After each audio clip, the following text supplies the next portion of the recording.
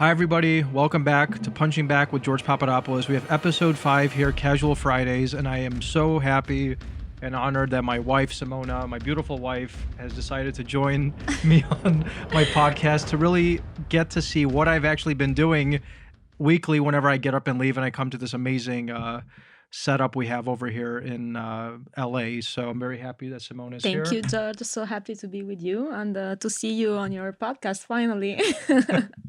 And of course, I hope you all enjoyed our interview that we had with Lee Smith. It was an incredible interview. We got to a lot of interesting details.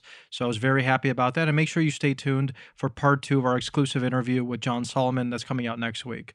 So just like before, producer Max and I, we're going to be talking. This only difference is Simona's here. We're going to add a little spice to things. And we're going to talk about a very interesting article that just came out about both Simona and I, about our life here in LA and everything we're up to from LA Magazine. And Max is going to throw out the main points of that. We're going to react and we're going to figure out if it's an incredible article or it's a BS article. So I still don't know. Hi, everybody. So happy to be here and comment the news. We are used now to be on magazine. We are used to, as I said, talk to journalists. When I first came to the United States, I thought journalists were my friends because they were only one reaching out to me to know about George.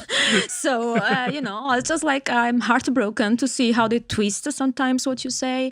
But overall, it's funny. And, we just, sometimes we just have fun reading what people see in us and how they try to portray us. So we should introduce the article that we're talking about is this Los Angeles Magazine article. And if you want to pull it up for all listeners who want to pull it up, it's called George Papadopoulos Swears His Run for Congress in California Isn't a Joke. And it just dropped today, funny enough, so it's perfect timing to discuss. But I know we all have some thoughts on it. I think, Simona, you wanted to comment on the first part where you met the journalist in a restaurant, La Poubelle, I think. Yes, it was La Poubelle, which is nearby our home in Hollywood Hills. And it's a very nice spot I used to like for their wonderful hamburgers. So I was surprised to learn that actually somehow the journalist heard me or George saying we like this because of the celebrity sites. I never thought about it. The journalist said to you, the journalist said in the article that the only reason you go to La Poubelle is because of the celebrity sightings. But really, it's just you live by there and it's one of your favorite restaurants. I didn't even know celebrities going there. Right. I mean, it's funny to learn. And it's just funny to see how they try to make you look like a happy idiot. Like, oh, yeah, I'm here because celebrity are here. Even if it was the case, I think I would never say something like that. Right. Right. So they're kind of trying to twist a narrative, even just with dinner.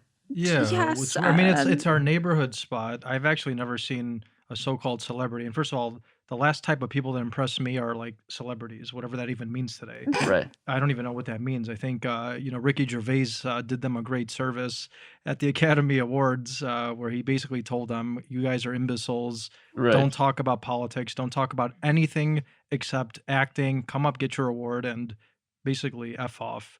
And I'm kind of like in the same boat as that. I mean, I respect people and their art, but I'm not anybody who goes to ask somebody's autograph or whatever that even means. So that was kind of weird. This is really not us. Yes, right. This is already starting off like, oh, really? As George was saying, it's a little bit like you're walking into the lion's den when you talk to any journalist, especially in Los Angeles. And so even like, I guess George is kind of used to that probably, and maybe... I don't know. I got used to, but my Italian blood always boiled much more. So I become crazy, and sometimes I tweet stuff like, "How dare you saying this and that?" But in the end, I think his approach is the best because it's pointless to fight every single thing. Though it's funny sometimes to comment. Like I love being here to comment this article today. Yeah, and it's just like. Here was my whole thought process, and even going into the interview, and even when we met the journalist. Who was the journalist? I think his name was Alex. Alex something. I can't remember his last name. Yeah, I thought he was such a nice guy. Well, he is. He relative to other journalists, he was a very good guy. Well, he didn't think the same of us. Look, at the end of the day, it's LA Magazine. It's an extremely liberal magazine. It's like a counterculture magazine. And he did a huge profile of two people associated to conservative politics, which is something that I've never seen happen before. So clearly, there's something beyond political alignment that attracted LA Magazine to write a freaking story. No, but it's beautiful to see that they say that we are wannabe celebrities, but they're doing everything to make of us celebrities, guys. We're not asking for all this publicity. Thank you. Yeah, trust me. The last thing I'm doing is asking people to go on shows or to bring journalists. And one thing that the reporter I think mentioned is like, I even said, I don't need headlines. I don't need this attention. And I'm just running and doing what I'm doing for the good of the country, getting the truth out there and just enjoying my life with my wife, just like every normal newly married guy wants to do. And, at the end of the day, like we talked about with Lee earlier in the week, the mainstream media has a lot of power and influence, and they're 90% of the media. And if you completely isolate yourself from them, they're going to write about you anyway, probably in a much worse way than if you go and talk with them, let them meet you face to face, and try and get at least some quotes that aren't taken out of context. And unfortunately, in this situation, some of those quotes were taken out of context. Well, it's funny to see overall the same narrative, right? It's like, oh, these two opportunists. It's that the accent, right? Opportunist. But in the end of the day, I mean, we have just been hit hard by the government when they target him for something he did not, and it's coming out. There is a criminal investigation going on today, but they don't talk about it. They just talk about, oh, they made it. I mean, like, wow, look what opportunists. So they were like underground and they're having a nice life. What horrible people. Really? I don't think so. I mean, I'm happy to be happy and to succeed in whatever I'm doing. So Yeah, exactly. That's really something like I think Americans loved coming back, right? Oh, absolutely. And they don't talk about, I remember at dinner we talked a lot about politics. He was asking me about my work and my visions, because I used to work for a socialist European Parliament. And I don't see anything about that. I mean, I think it would be, while you make an article about a political run, you purposely avoid to talk about the political point we were talking over dinner. So, okay, if you think my stiletto and my hat are more interesting than what I have to say, you are selecting something about me that I didn't present as such. Right. Look, in today's world, politics is entertainment, and that's just the name of the game right now. And it's actually the biggest story in the world. Everybody's fascinated with the Trump administration. Whether you love Trump or you hate Trump, you're tuned into what he's doing. And for 2 years, the biggest story, not only in the US, but the world, was this fake Russia story. And now we're just getting the truth out about what was really going on. And I predict it's going to be the biggest story in the world moving forward again, just for the real reasons. So unless you want to live in an echo chamber or just like pound your head in the sand and just like hide the truth from your viewers, you can't. So that's why I think LA Magazine and some other magazines, including the Washington Post magazine, have done these very interesting profiles on Simona and I about our life in LA, because it's kind of like they made it, they got out of the situation. Let's see what comes next and how that's going to impact this new story moving forward that they're going to be at the center of once again. And in the case of Simona, I mean, she's going to talk about it. She has a real reason to be in LA for what she's up to. I have my podcast, which is doing great here in LA, and LA is home. And LA is home. We're not going to leave. So no, we love it. We love it. I mean, I'm working on different things, including a wonderful swimsuit line. I'm not, just like talking about it. It was an inspirational place. I'm having important business contacts here, and also whatever I'm doing in movies. So why should I feel like an opportunist to enjoy doing something like so cool that I bet everybody would like to do once in a lifetime. So I don't feel any shame for being a lawyer and doing that. I think it's a vicious twist. It's a little funny to read the same over critics all the time. Okay, we like, if you even go to criticize my style, why the liberals love everybody to be themselves, then you're a little contradictory from what you predicate or what you implement in life. So your article is one of the most petty things I've ever seen. But as I said, I like the guy. I think I'm happy to be in LA Magazine anyway. They say they talk about you. Okay. Yeah, I can't believe they we were talking before, but I can't believe Louise Mensch is mentioned in Okay, this article. why is she mentioned? You got to tell me, because I haven't heard this name in 2 years. I honestly hadn't either. I've seen. I remember Simona and her used to fight all the time, but years ago. No, so I don't okay. know if she gave an interview. Or... No. It's talking about the Washington Post article. Oh. So basically, because they did a profile about us, and she's mentioned as somebody who's attacking me on Twitter all the time. So she does. The reason why you don't hear from her anymore is because by today it has been clarified that I'm no Russian agent, that I didn't do any wrongdoing in the United States. So I think she has not much to say. She was calling you a Russian agent. Asset, saying that I was the George Handler, that I was shady as hell, and that the world would have known soon that I was like a Maria Butina, ending up in jail and sent back to Russia. So even if I'm Italian 100%, I speak with my hands, my accent is clearly whatever, my passport is Italian, and all this kind of stuff. She's there telling the world, you will hear from her again, you will know. And it's okay, fine. So hi, Luis. What do you think about it now? It's like the narrative, right? It's like we're succeeding in life because we're a resilient couple, and we always have been since day one. That's why we never, took shit from these people. And based on that resilience, we're opportunists somehow. Makes no sense. It's like Trump going on offense against the prosecutors who set up his administration, in effect, but he's a dictator for doing that.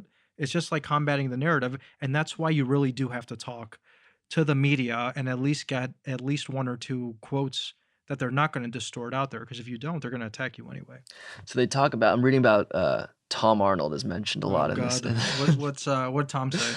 Well, the article introduces Tom by saying, it says Frederick and Arnold have played the part of parents, older siblings, and therapists to Papadopoulos and Mangiante. Basically, Tom says he's their loudspeaker. Arnold says George is conspiracy. He is that brand now. Arnold was with Papadopoulos when the first copies of Deep State Target arrived. He goes, "It's so exciting, Tom." Tom goes, "Have you read?" Or he goes, "Have you read it?" And he's like, "No, I will though." Papadopoulos disputes Arnold's recollection and claims he knew the book's contents. I don't even know what. So, do you know what this is referring to? I have no idea. He's saying that I didn't know what was in my own book. He's saying. I'm just reading this. I'm just reading this part now for the first time. My life. Arnold was with Papadopoulos when the first copies of Deep State Target arrived. He goes, "It's so exciting, Tom." I go, "Have you?" The journalist is kind of rambling in this. I don't even know what he's trying to say here. But I honestly can't. I don't. I haven't seen Tom. No, actually, that's completely fake, because I have not seen Tom since December of last year, and the book came out in March, so that's impossible. Yeah, I don't know. No, that just is not. It just can't be true. Can't be true. Because I haven't seen Tom since last December. Not this December that just passed, the one before. And the book came out in March of 2019, 4 months after the last time I saw him. So it talks about your book and how it got a big push when the president endorsed it. Yeah, I was very happy that the president endorsed it. Mm-hmm. I guess I'm an opportunist too. When the president endorses a book, you can't pay or even ask the president to do something like that. It's either it happens or it doesn't. You're not an opportunist if some good fortune comes in your life. Like everything that's happened here in LA for us, it's like good fortune. Because I think we went through a lot of bad BS, and karma just turned around it for the better. I just think they are far too judgmental for what you know, all the backstage story is something actually much more important than what we're doing now. It's a diversion. Like we are talking about this, your own United States of America institution targeting a citizen and doing what they did, and instead then focusing on something that is meaningful for everybody, they try to divert on our. Yeah, but I gotta talk about Tom here. I mean, Tom was married to Roseanne. I mean, he still loves Roseanne, and Roseanne is like the biggest conservative like celebrity out there. And I think Tom, like just last month on Twitter, was showing his marriage certificate to Yeah. Roseanne. So clearly, he's dealing with some complex issues going on there. Maybe that's why he gravitated to Simona and I. And at the end of the day, I think Tom's a good guy, I think he's a very and I nice guy. always will say that. I don't have anything bad to say about Tom, but I really think moving forward, when Trump's reelected, it's going to be kind of hard to continue this. I know we had a disagreement about it, or not a disagreement, but just like a different opinion on like where Hollywood is going to go when Trump's reelected, because it's a guarantee, in my opinion, he's going to get reelected. I know you said they're going to become even crazier and like really werewolf and go nuts.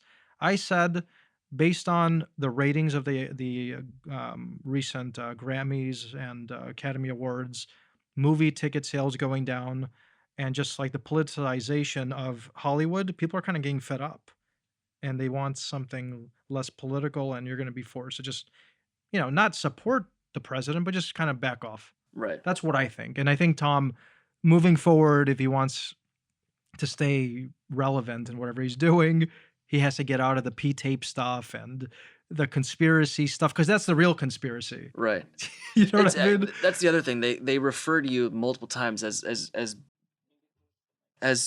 saying that you're espousing conspiracy theories when they're the ones that have been debunked at every single point. That's what I mean. How my facts are facts, and the reason I put my reputation on the line from years back, and why Simona, I assume, defended me, is because we knew the truth from back then, because I lived the story. Right. And I knew that what was coming out in the Horowitz report and everything else that's been coming out was all going to happen, while everybody else who was on the outside, namely the mainstream media and Tom Arnold and some of these people, were creating fantasies in their minds like, oh, this and this. That's the real conspiracy.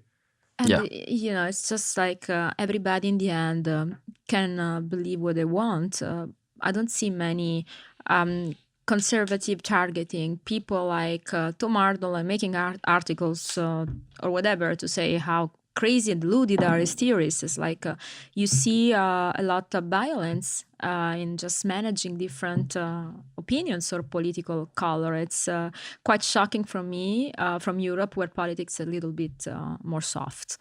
So I jumped into this world, and the things that really strikes to me is that violence toward everybody who thinks differently from you. In the end, it's not Soviet Union, and they're behaving as such. I'm going to say one more thing on Hollywood. Hollywood had the doors to the White House shut when Trump got elected, and they're pissed.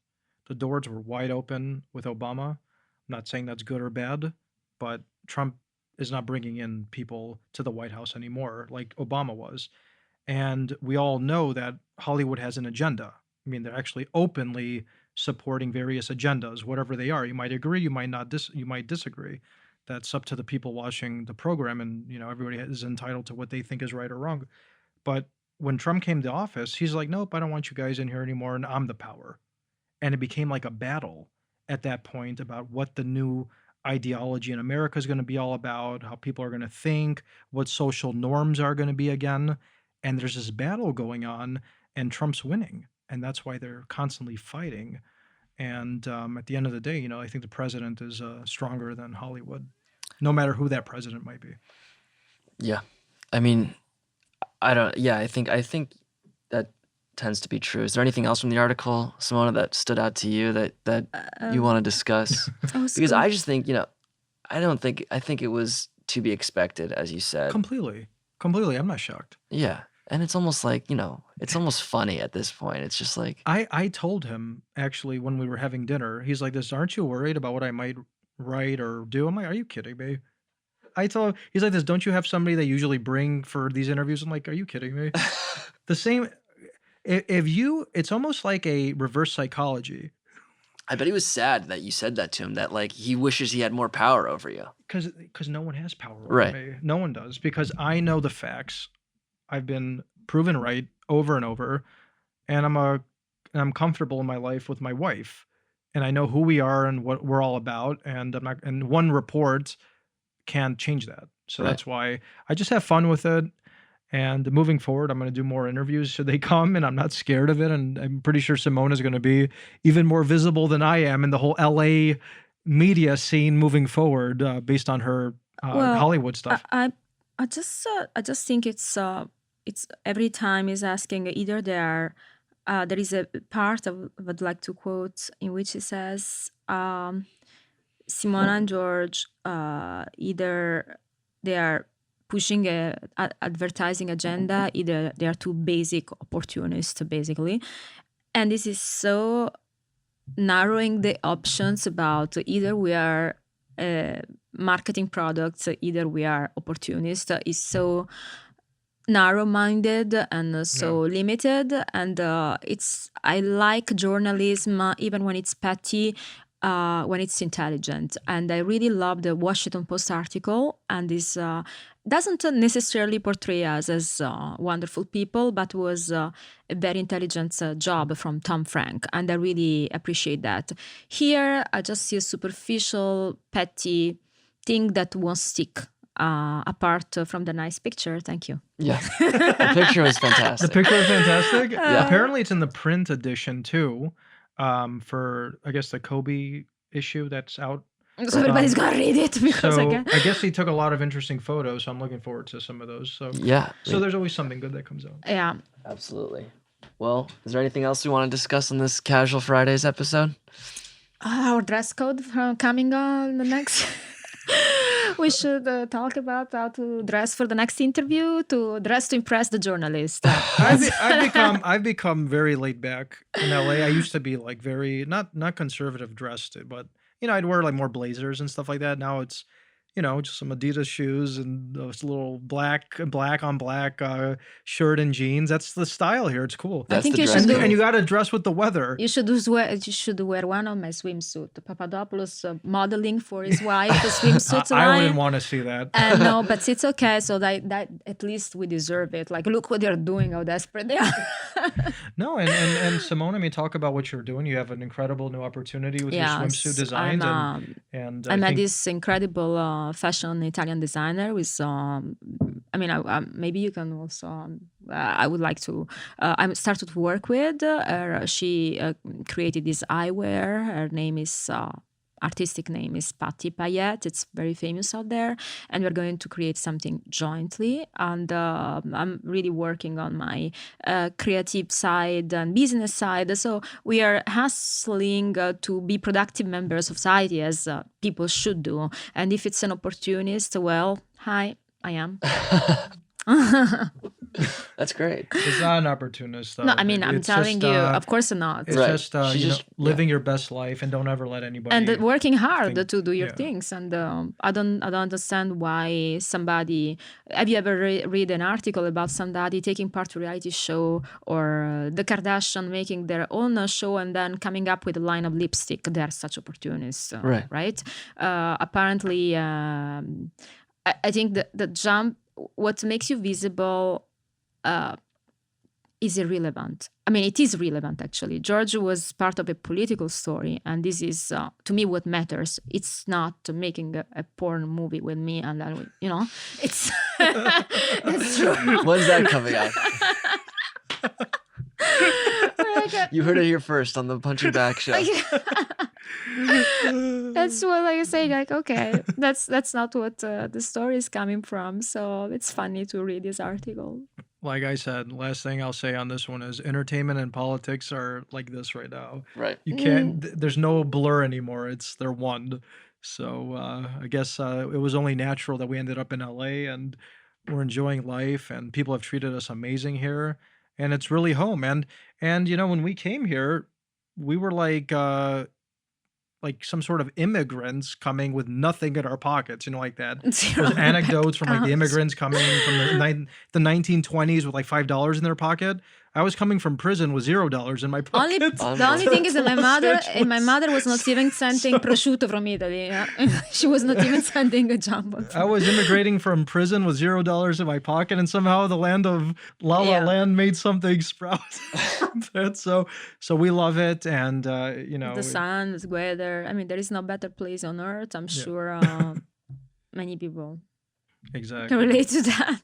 You guys aren't going anywhere. We're not going anywhere. We love it, and we're going to be here for long term. So everybody, I really hope you enjoyed this episode of Casual Fridays with my beautiful wife, Simona, and producer Max over here. We had a great time as usual. I hope you enjoyed it. You get to see a different part of the Papadopouloses now that my better half is here. No. you get to see really, something that I am very happy to share with our supporters, because without you, so much of this would not have been possible for both my wife and I, and we're very grateful for everyone, actually. We're both very grateful for everybody, from either your prayers, your messages of support, your outright support for our podcast and everything that we're working on, and we're always going to be grateful for that moving forward. And I'm a fan number one of this podcast. You guys are making an amazing job, and keep watching. I will keep watching too. And that reminds me, if you haven't subscribed yet, make sure you subscribe on the Himalaya app or wherever you listen or watch your podcast, because we have so much fun and exciting episodes coming out moving forward, and you don't want to miss a beat. When you're subscribed, you get the episode as soon as it drops. So make sure you subscribe. It's for free, and it's really going to help support us and to grow this podcast to where it has to be. Thanks so much, and tune in next week. Bye.